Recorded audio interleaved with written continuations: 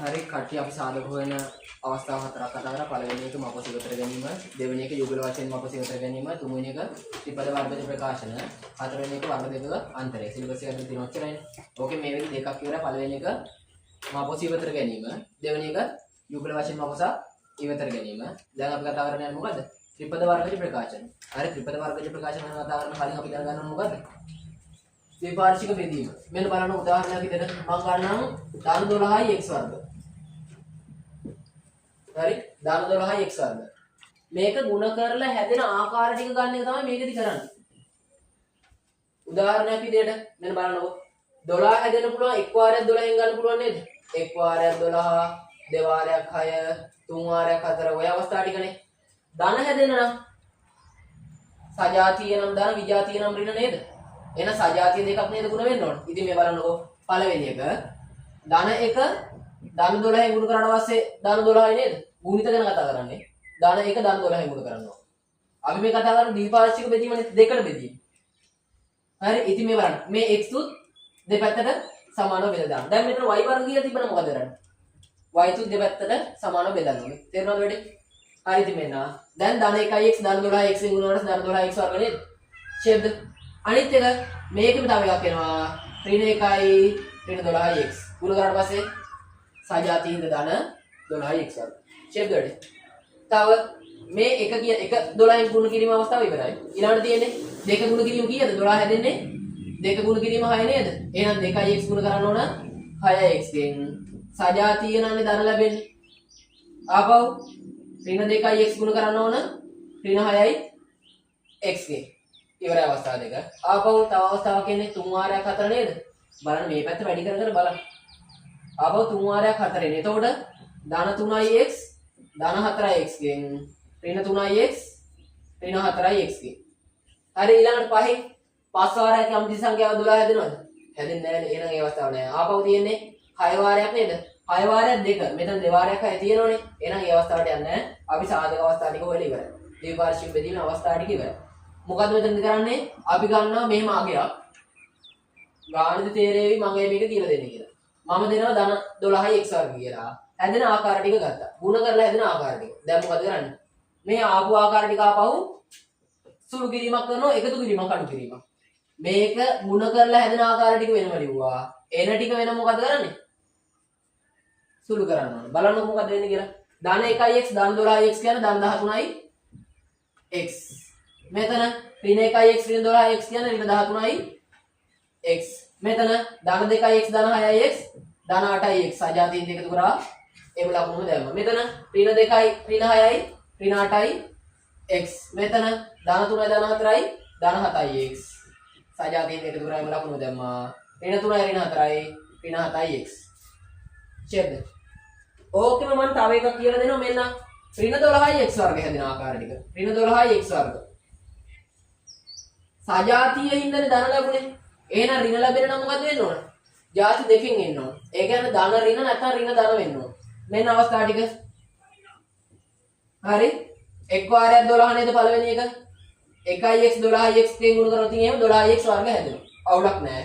ඍණ හැදෙන්න නම් මේක ධන වෙද්දි මේක ඍණ වෙන්න ඕන. නැත්නම් ඍණ 1ix ධන 12ix ගෙන් ගුණ වෙන්න ඕන. ෂේප් දෙන්න. ප්‍රශ්න තියෙද? ඊළඟ අවස්ථාව ධන 2ix ධන 6යි ඍණ 6යි x ගේ පළවෙනි අවස්ථාව. නැත්නම් ඍණ 2ix ධන 6යි x ගේ. තව මෙතන ධන 4ix ඍණ 3යි x ගෙන් නැත්නම් ඍණ 4ix ධන 3යි x ගෙන්. ඔය ටික නේද සුළුලා හදන අවස්ථාව ටික. දැන් මේ අවස්ථාව ටික මේ පැත්තට එකතු කරනවා. එකතු කරනවා නෙමෙයි ලකුණු සුළු කිරීම කරනවා.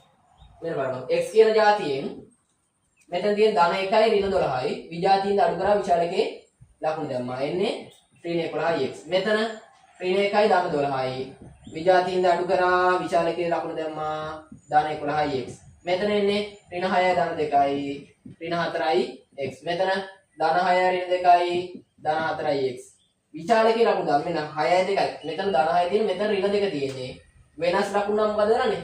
අඩු කරනවා. 6න් 2ක් 4යි විශාලකේ ලකුණ ධන. ෂේප්ද මෙතන ඍණ 3යි ධන 4යි උත්තරය එනවා ධන 1යි x. මෙතන එනවා ඍණ 4යි ධන 3යි x ඍණ 1යි x වැඩ තේරෙනවද? ඔතන ද්විපාර්ශ්වික බෙදීම තේරෙනවද? වෙන්නේ මොකද්ද කියලා? හරි. එතකොට මෙතනින් එහාට මම දෙනවා මේ වගේ ඉලක්කම දෙනවා. උදාහරණයක් විදිහට මම දෙන්න 6x වර්ග කියලා. හරි. 6x වර්ග. ඔය කට්ටිය එන්න තියෙන. දාන 6x වර්ගට වෙනම සෙට් එක හොයන්න ඕන. ඍණ 6x වර්ගට වෙනම සෙට් එක හොයන්න ඕන. තේරුණාද වැඩි? ප්‍රශ්න තියෙනවා. හරි ලියමු මෙහෙම. මම නෝට් එක දුන්නේ නැහැ නේද? ලියමු මෙහෙම ද්විපාර්ශ්වික සම්මිතිය යටතේ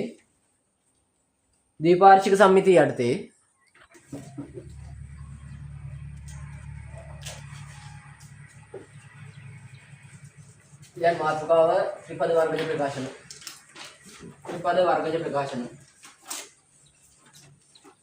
මාතෘකාව දැන් ත්‍රිපද වර්ගජ ප්‍රකාශන. ත්‍රිපද හොඳේ. ත්‍රිපද වර්ගජ ප්‍රකාශන.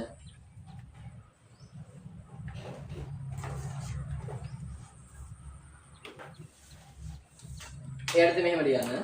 කටින් බලා ගන්න. ax වර්ග ධන bx ධන c.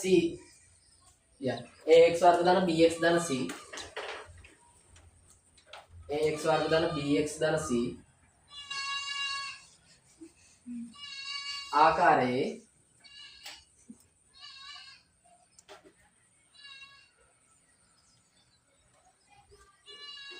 ප්‍රකාශන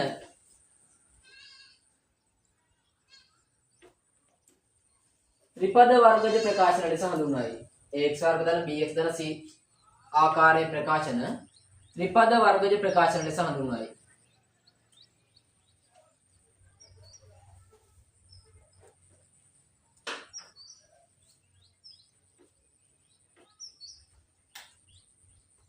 මෙවැනි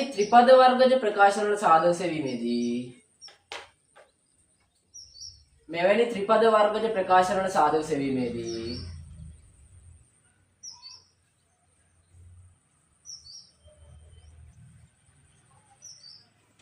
පහත ක්‍රියාපිළිවෙල අනුගමනය කළ යුතුය.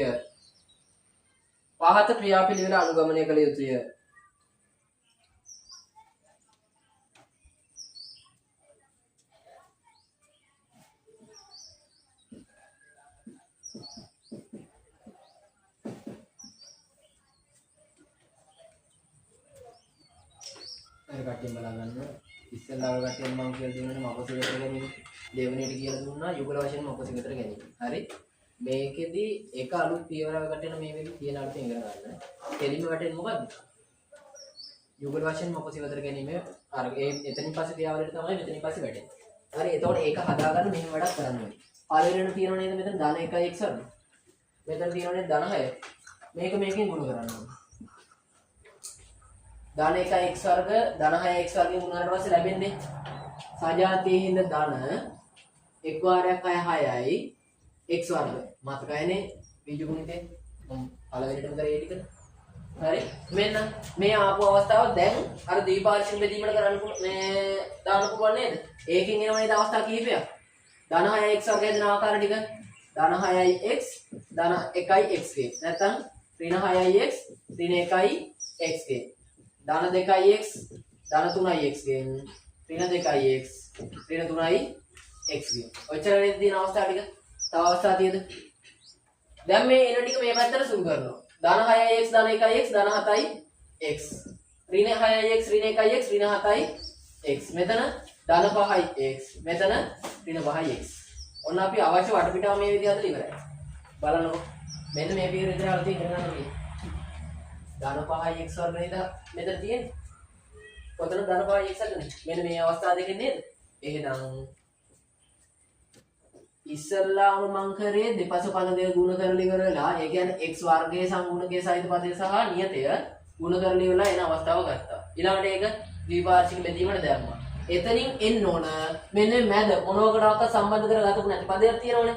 අන්න ඒක. හැදෙන්න මෙන්න මේ අවස්ථාවෙන්නේ ධන 3x ධන 2x නේද? එහෙනම් මෙන්න මෙතන x වර්ගය හැම ලියනවා. ධන 5x වලට දාන්න මොකද්ද? ධන 2x ධන 3x ධන 6. දැන් මේ ආවේ පද කීයද? 4ක් නේද? පද 4 කියන අපි ඉස්සෙල්ලා ඉගෙන ගන්න රටාව නේද? මොකද යුගල වශයෙන් මොකස ඉවතර ගැනීම. දැන් කරන්න තියෙන්නේ මේ දා පද දෙකින් දෙකට මොකස ඉවතර ගන්න. ඔන්න මම පද දෙක වෙන් කරගත්තා.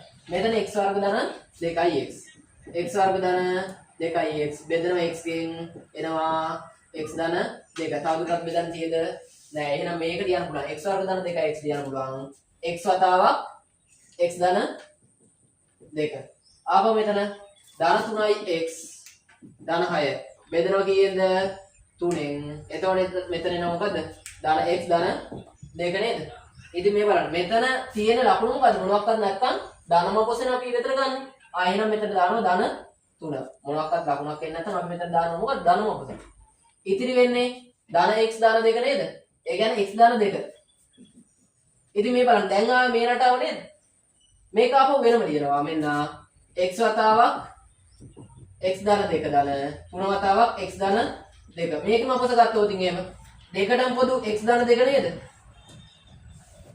ඉතිරි වෙන්නේ මෙතන x මෙතන ධන 3 එහෙනම් අවසාන සාධක සෙවීම වෙන්න මෙතන x ධන 2 ආව එළියට ඉතිරි වෙන්නේ x ධන 3 වැඩි ෂේප්ද තේරුණාද රටාව ඕක තමයි පළවෙනියට මෙන්න ත්‍රිපද වර්ගයේ ප්‍රකාශන අපි x වර්ගයේ සංගුණකය සහ නියතය වෙන වෙනම ගුණ කරලා ලියන්න එපා x වර්ගයේ සංගුණකය අදාළ පදයේ ගුණ කරා නියත පදයට එක්ක ගුණ කරලා ගත්ත මෙතන අදාළ අගය දැන් හිතන්න මෙතන ධන 1යි x වර්ග මෙතන ඍණ 6යි කියලා තිබ්බයි කියලා එහෙනම් මොකද කරන්නේ මෙතන වැටෙන්නේ ඍණ 6යි x වර්ග එහෙනම් ඒකට අදාළ පද ටික තමයි මෙතන වෙන වෙනම ගන්නවා ෂේප් දෙවැඩේ මෙතන ධන 6යි x වර්ග ආවේ වෙන වෙනම ද්විපාර්ශ්වික ගුණිතය දැම්මා ඒකෙන් එන ටික වෙනම ගත්තා මැද පදේ හැදෙන්නේ ධන පහ x හැදෙන්නේ මේකෙන් නේද ආයෙත් ඒක එතන ලිව ධන පහ x වෙනවා දැන් මේ තියෙන පද හතරක් තියෙනවා නම් අපි සාධකයන් කරන්නේ මොකද යුගල වශයෙන් මගස ඉවතර ගැනීම වෙන වෙනම යුගල වශයෙන් මගස ඉවතර ගත්තා